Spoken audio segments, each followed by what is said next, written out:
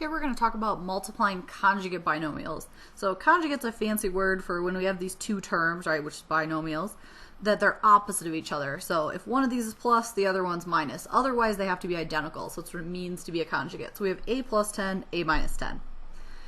We can recognize it's not like a different rule for this, although we might start noticing when we multiply conjugates, something kind of nice happens in the pattern, but we already know how to multiply two terms in two terms.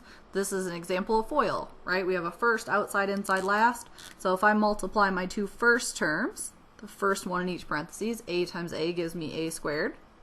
If I do my two outside terms, I have a and negative 10, which gives me negative 10a. My two inside terms are 10, positive 10, and a, so that gives me positive 10a. And then my two last terms are 10 times negative 10. So positive times a negative is definitely negative, and 10 times 10 is 100. So then if we notice something coincidental, possibly at this point, when these middle terms match up. Well, if all of this matched up, but one was plus and one was minus, notice what happens when I add negative 10a and positive 10a, they add to 0. So these two inside-outside terms cancel each other, and so all I'm left with is a squared minus 100. Now, if you do a lot of these, you might start recognizing, hey, I know inside-outside is going to cancel, and maybe not write them all the way out, but in the beginning, it's just FOIL, so do it the same you would do any FOIL and see what happens. So let's try another one.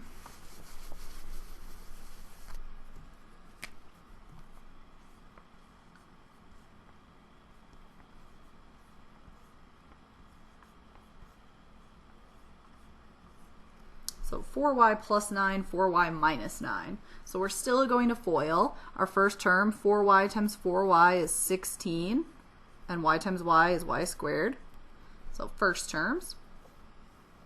Then we'll do our two outsides, so 4y times negative 9. 4 times negative 9 is negative 36y. My inside term is the same thing, but it's positive, right? Positive 9 times 4y, so plus 36y.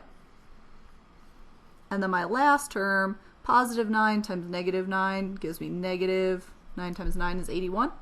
So notice again, my inside-outside terms, one's plus and one's minus, so those add to 0. They're going to cancel anyways. So all I'm left with is 16y squared minus 81. And so it's just FOILing. It just happens to be FOILing where if you get this specific pattern where you have two conjugates, the inside-outside terms are always going to cancel.